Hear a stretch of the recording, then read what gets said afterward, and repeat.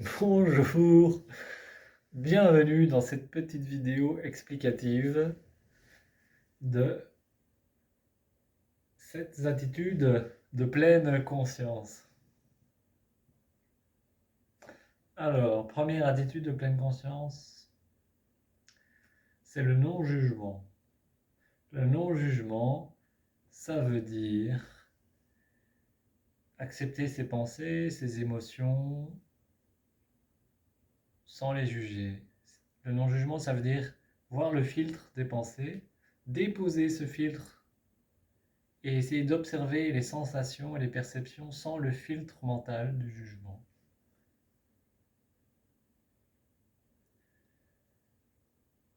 La deuxième attitude, c'est l'acceptation. C'est accepter les rouages émotionnels, accepter par exemple une douleur physique dans le dos, dans le genou, pour ne pas rajouter une douleur psychologique par-dessus la douleur physique, pour ne pas s'infliger une double peine. Enlever le stress psychologique en acceptant, comme ça il reste que le stress physique et il y a plus d'espace pour le bien-être et le confort. Et accepter les émotions négatives et les pensées, c'est aussi pour ne pas fuir toute sa vie devant des choses négatives et pouvoir les laisser se dissoudre, les laisser s'évaporer à la lumière de la pleine conscience. La troisième attitude, c'est l'attitude de lâcher prise. Lâcher prise par rapport à une attente de résultat ou un objectif. Je veux atteindre un moment d'éveil, je veux atteindre un moment de détente, je veux atteindre le calme mental. C'est lâcher prise par rapport à la crispation.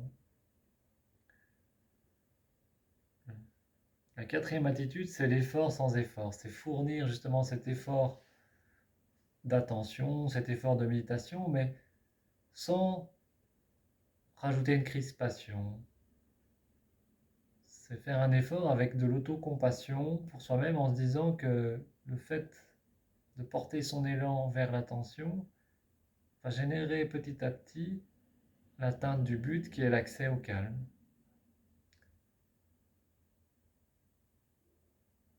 La cinquième attitude, c'est la confiance.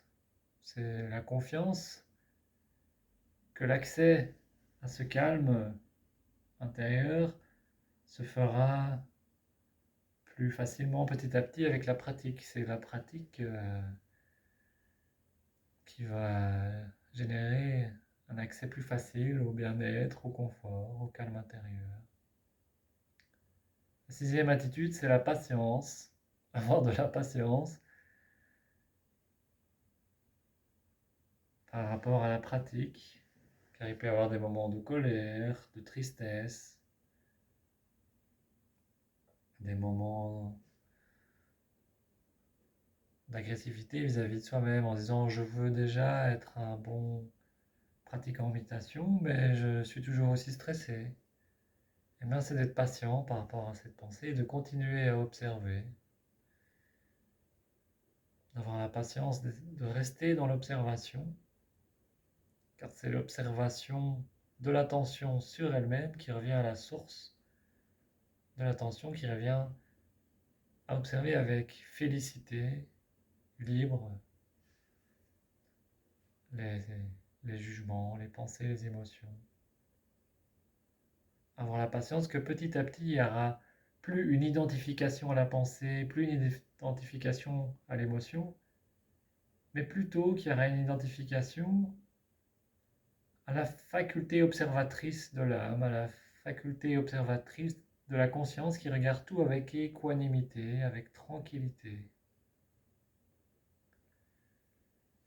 Et la septième attitude, c'est l'attitude de l'esprit du débutant. C'est justement observer le filtre mental du jugement, observer les émotions, les accueillir avec ouverture, et que cette ouverture qui est la félicité, l'esprit du débutant, c'est faire un effort sans trop d'effort, apprendre et s'entraîner à être attentif. L'esprit des débutants, c'est déplacer son attention sur tout ce qui est vu, tout ce qui est extérieur, les pensées jugeantes, les émotions, les sensations, vers ce qu'il voit. L'esprit des débutants, c'est plutôt que poser toute son attention sur ce qui est vu, poser son attention sur la faculté de voir et se reposer dans ce qui permet de voir, dans ce qui permet d'être conscient de tout ça. Voilà, j'espère que cette vidéo vous aura quelque peu éclairé.